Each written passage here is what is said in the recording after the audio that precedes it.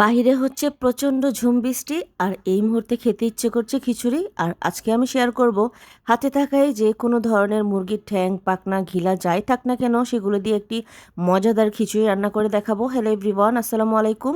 Welcome করছি আমার একটি রেসিপি ভিডিওতে। দেখতেই পারছেন আমার ফ্রিজ গেটে গুটি কতগুলো আমি এখানে পা পেয়েছি আর কিছু পরিমাণ মুরগির পিস পেয়েছি। তো সেগুলো দিয়ে হচ্ছে আজকে একটি মজাদার খিচুড়ি রান্না করে দেখাবো। তো এখানে চুলায় বসিয়ে দিলাম একটি প্যান আর দিয়ে দিলাম পরিমাণ মতন অয়েল। তো দিয়ে পেঁয়াজটা একটু ব্রাউন কালার করে ভেজে নিব। মানে হাতের নাগালে যাই থাক না কেন খিচুড়িটা কিন্তু বৃষ্টির সময় খুব ভালো লাগে খেতে। মুরগি পা, গিলা, কলেজা সব কিছু দিয়ে রান্না করতে ভালো লাগে আর কি খেতে। তো এ পর্যায়ে পেঁয়াজের সাথে দিয়ে দিলাম তেজপাতা, দারচিনি, এলাচ, দুটা লবঙ্গ দিয়ে আবারও একটু ভালো করে ভেজে নিব। আর খিচুড়িটা তো বাঙালিদের ভোজন বিলাসী একটি খাবারের মধ্যে পড়ে বৃষ্টির সিজনে।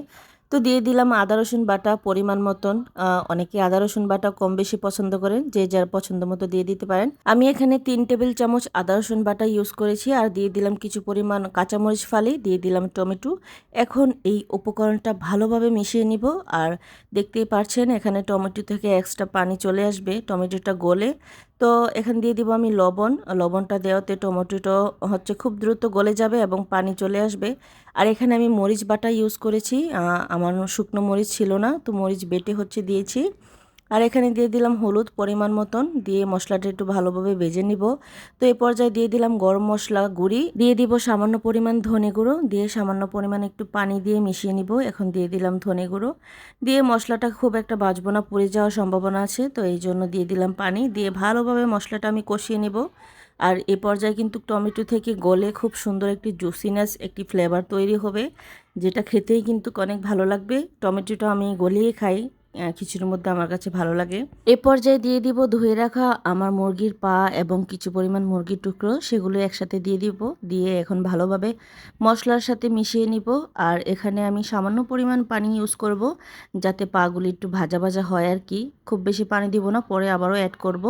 তো সামান্য পরিমাণ পানি দিয়ে এখন ঢাকনা দিয়ে ঢেকে রেখে দিব যতক্ষণ না পর্যন্ত 80%-এর মতন হচ্ছে সিদ্ধ হয় আর কি, মানে 70%-এর মতন আর কি। তো ঢাকনা দিয়ে ঢেকে লো আছে আমি রান্নাটা করব। আর অবশ্যই কিন্তু চুলার পাশে থেকেই কিন্তু রান্নাটা করতে হবে, যাতে নিচ থেকে লেগে না যায়। তো দিয়ে দিলাম হচ্ছে আলু। আলুটা আমি আগে দিইনি, কারণ গলে যাওয়ার সম্ভাবনা আছে যেহেতু নতুন আলু। তো যাই হোক, এ পর্যায়ে আবারও ঢাকনা দিয়ে ঢেকে দিলাম। দেন ঢেকে এ পর্যায়ে আমি 1 কাপ পরিমাণ হচ্ছে ডাল, 1 কাপ চাল সম পরিমাণ নিয়েছি, দুইটাই হচ্ছে সমান সমান আমি এটা দিয়ে নিয়েছি। এটা আমার 1 কাপ পরিমাণ হয় আর কি। তো এখানে হচ্ছে 1 কাপ চাল এবং ডাল ভালোভাবে আমি ধুয়ে নিব। আর খিচুড়ির টেস্ট কিন্তু অনেকটাই নির্ভর করে যতটা আপনি ভালোভাবে ধোবেন। চাল এবং ডাল যতটা ভালোভাবে ধোবেন, চাল থেকেও ময়লা চলে যায় এবং স্বচ্ছ দেখা যায়, ডালটা অনেক স্বচ্ছ দেখা যায়, ক্লিন। আর খিচুড়ির ফ্লেভার কিন্তু আরও স্ট্রং হয়, খেতেও অনেক মজা লাগে। তো আমি ভালোভাবে কষলিয়ে ধুয়ে নিয়েছি। আর এই পর্যায়ে দেখতেই পাচ্ছেন আমার হচ্ছে কষানো হয়ে গিয়েছে মোটামুটি। এখন দিয়ে দিব হচ্ছে পানি। আমি কিন্তু ফার্স্টে সামান্য পরিমাণ পানি দিয়েছিলাম, এখন কিছু পরিমাণ পানি দিয়ে হচ্ছে দেন মুরগির পাগুলি ভালোভাবে সিদ্ধ করে নেব। দিয়ে তারপর হচ্ছে আমি হচ্ছে খিচুড়ির মধ্যে আমার উপকরণগুলো অ্যাড করে নিব। তো এই তো এই ফাঁকে দেখলাম ঝুম বৃষ্টি হচ্ছে বাহিরে, আমার বারান্দার অবস্থাও খুব খারাপ। আর এখানে প্রচণ্ড লেভেলের বাতাস বইছে, টুপটিপ বৃষ্টি পড়ছে, অনেক সকাল থেকেই বৃষ্টি হচ্ছিল। তো বাহিরের ওয়েদারটাও দেখছিলাম, খুবই ভালো লাগছিল।